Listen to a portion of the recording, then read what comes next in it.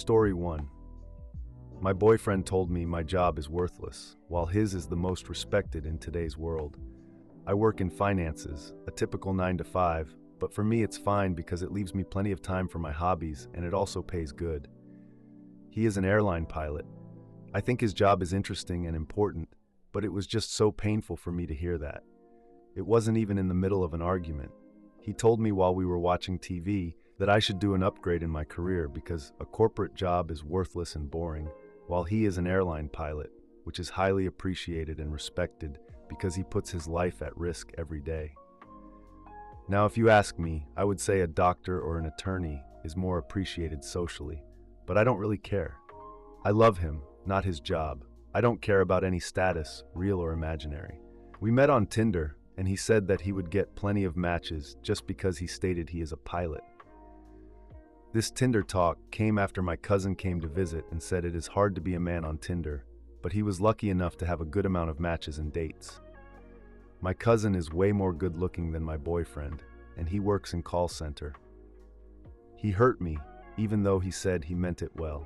I talked to another airline pilot about this. We've been together for 1 year, so I met others too, and he told me that no one really cares.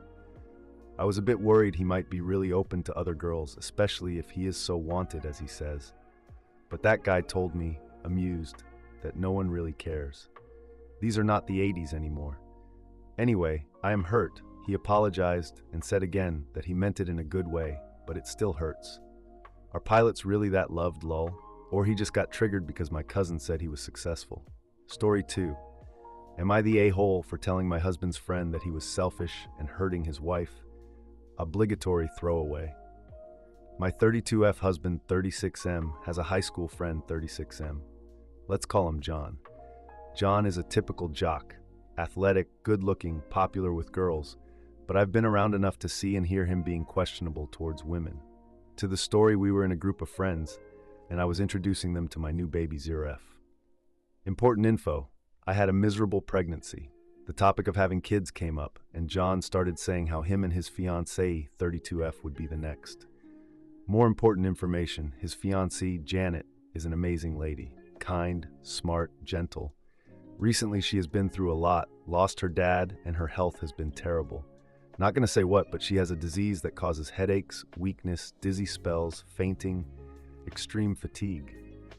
She has become more and more emotionally and physically dependent on him. On top of that, she and I come from another country. It means her family and support system are not here. Back to the situation, I asked her if they plan to have kids after the wedding, that is in 2 years. I thought that because it gives her time to recover. He doesn't let her answer and say they agreed they would only get married after having kids. I am surprised for 2 reasons. She always said she wanted kids after marriage, and her health is not good. She doesn't say anything, but looks sad. I argue that it doesn't seem like a good plan, and that a pregnancy now could put her health at risk. He said her fertility window is almost closing, and that is now or never.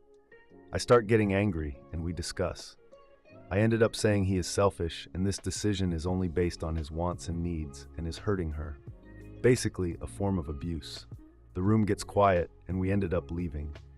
My husband later agreed with me, but said it was not my place to say anything. Our friends are mixed, saying someone had to say it, but that I was too harsh.